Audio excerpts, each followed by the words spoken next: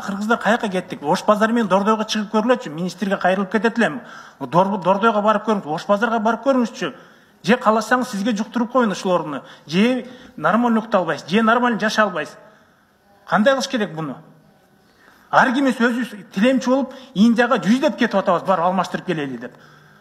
Гепатит Д болгонума мына мен дагы канча жашайын билбейм. Чыгып Москвадан лечение кылып келдим. Машинемди саттым, колумда акчаны бердим. Дагы кандай кылышым керек? Ошол жерде бир 2 мүнөт мени уга албайсыңар. 1 жылдан бери жалдырап жүрөм. Мен вакцинация кылып койгулачы. Мен силерден дару сураган жокмун, акча сураган жокмун, мен боорум алдырмаштырайын деп. Менин суранганым ошол жөнөкөй жарандарга, акчасы жокторго вакцинация салып бергиле. Акчасы вообще калбай калгандарга кичине жардам кылып койсоңор 20 жыл жашайт экен мага окшоп. Өлүп калып атат 5 жылдын ичинде. Дыга өтүп кеткенден кийин супер инфекция болуп өлүп бардыгыбыз эле Кудайдан экен деп отурабыз. Бирок Кудайдан эмес, министрство көп иш кылып коюп атат. Ошол Кудайга шылташ үчүн. Экинчи акыркы сөзүм, айта турган сөзүм, бул жерде мораторий кагылайындар. Бул жерде мамлекет, өкмөт мораторий объявить этип койгон 2 жыл. Именно бороться этип турган надзорный орган эпидемия иштете турган маалда надзор кылып туруп, алып салган бардыгын жеке менчиктер эч ким текшербесин. Ал жерде зубной кирип атат, ал жерде частный гинеколог кирип атат. Бүт жуга турган, контакт болуп турган жерлерде алып салган мамлекет тийбегиле, ал жерге попробуй бир ит киргизип көргүлө, кууп өлтүрүп коет. Мурун хотя бы надзорный орган 5 прокуратурага барып 5 суроону мындай согласовать этип, анан текшерсе, азыр мышыгында кире албай калдык ал жака. Отуралып сонун доклад кылып отурабыз, биздики бардыгы сонун. Мына силер укпай атасыңар деп. Андай болгон жок. Мага бул Москвада айтты, биринчи аялың вакцина кылышың керек. Себеп дегенде аялыңа жугузасың деп.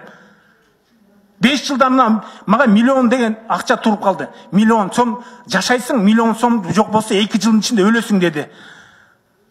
Бүт нерсемди таштап алып Россияга чыгып кеттим. Балам машинемди сатып, бала чакам. Ошол Россиядан айтып атат, гемоконтактный, сен аялыңа сайдырышың керек деп. Бир деген бир информация жок бул жерде. Мен ойлойм, Министерство здравоохранения бир жакшы нерсе алып келет деп болсо, Фейсбукта бир барак ачты, Инстаграмда бир барак ачты. Бул жөнөкөй элдин эмеси. Мынакей менин жөнөкөй эл катары, бир бизнеске катышпаган катары менин өзүмдүн жеке оюм. Реформа кылат десе, биз сразу эле Фейсбуктан баштадык дагы, Инстаграм менен бүттүк. Жок дегиле, мейлі андай мен унчукпай чыгып кетейин. Андай болгон жок дегиле. 10 000 доза алып келдик деп күлүп отурасыңар. Шерменде де 10 000 доза. Мен өткөндө айткам, 10 000 доза жөн доза ачып эле койгулачы деп. Эмне деген, миллион деген население суранып атабыз. Миллион деген население, 500 000, 100 000 деген Кыргызстан үчүн гепатит аябай чоң цифра. 100 000 дагы башкасынан жуктурса, бир үй бүлөдө 3төн. Мен жуктурган врач дагы эле иштеп атат. Андай врачтардан 3000 штук экен. Медсестра, врач. Кирип главврачтан айтсаң айтат, жок, андай эмес, биздин врачтар окуган, перчатка кийет. Анда кантип жугузуп алды анда? Кантип жугузуп алды алар? Обязательно мен ушул жерге келип кыйкырышым керекпи? Анда бөйрөгүн алмаштырганда ушул келип кыйкырсын, башкалар келип кыйкырсын, чтоб силер бир нерсе кылыш үчүн. Чын-чынына келгенде ошондой болду де. Врачтар дагы эле иштеп атат. Албайсыңбы десе, андай болбойт. Жок дейт, албайсың, айтып коюн до конца довершу. Мы не можем убрать, говорит, этого хирурга, который практикующий хирург, сегодня он лечит операцию. Говорит, почему? Потому что конвенция по правам человека мы не можем. Укугу тебеленип калып атат. А мага окшогон 100 000дердин укугу тебеленбейт байбы? Кантип тебеленбейт? Тебеленип атпайбы? Мына мен тебеленип, мен башыма баш таш менен бир чапты, лезвие менен алабыз деп, мен гепатит болуп калдым. А мага окшогондор 100 000 да. Силер бир кишинин эмесин сактайм деп укугун 100 000 деген тебелип атасыңар. Спид боюнча ошондой. Спид менен да иштеп атат врачтарыңар, министраңар. Жок дегиле, мен вообще унчукпай отурам мен. 1,5 жылдан бери сиздин советниңиз Космос Саревич, жаныңызга ошону суранат элем. Келбесин деп айланай канча нары барып белгилет. Ошол эмеңиз советниңизге айтсаңыз, мен колунан жетелеп барайынчы, Дордойго барайлы, Ош базарга барайлы, калып кетейин кыргызым, айланайын, берешен деп калды. Акчаңар жок болсо, мен де Чичебаевка деле айткам, иммунизацияда мен счет ачайлы, мен элден кайрылып, 20 жыл өлөм, 5 жыл өлөм, 10 жыл жашайынбы, акча топтоп счетуңарга салып берейин дедим. Рахмат. Космос Саревич, азыркы бала чыркыраган чындыкты айтты. Үнү кырылдап, ыйлап туруп айтты. Адам баласы аран көтөрө турган акыйкатты айтты. Өлүм менен өмүрдүн ортосундагы өкүнүштү айтты. 100 000 деген адамдардын өтүнүчүн айтты. Сиз уялбай ушуну кылып турдуңуз да актанып атасыз. Мен макул эмесмин деп.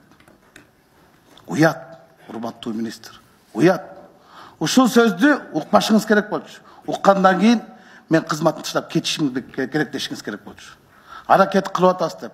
Ай, аракетиңизди көргөн жокпуз да. Биз коңгурооду ушул баланы оозунан угатпайбызбы? Сиз аракет кылсаңыз, коррупция менен күрөш жүрүп атат. Андан акча түшүп атат. Ошол акчанын гепатит менен күрөшөйүк. 100 000 деген адамды куурап баратат, кургап баратат. Аманактап калбайык деп айтсаңыз болот беле? Биз колдоп берет элек го депутаттар. Сиз көтөргөн жоксуз. Сиз мындай эрктүүлүктү айта алган жоксуз. Тек кана жооп берип коюп отурасыз. Мен макулмун дегенсиз. 2 жылдан бери иштеп атабыз дейсиңер. Ай, кире албай жүрүптүр байкуш бала. Ушул жерде айтып атат. Бүтүндө кыргыз элине айтып атат.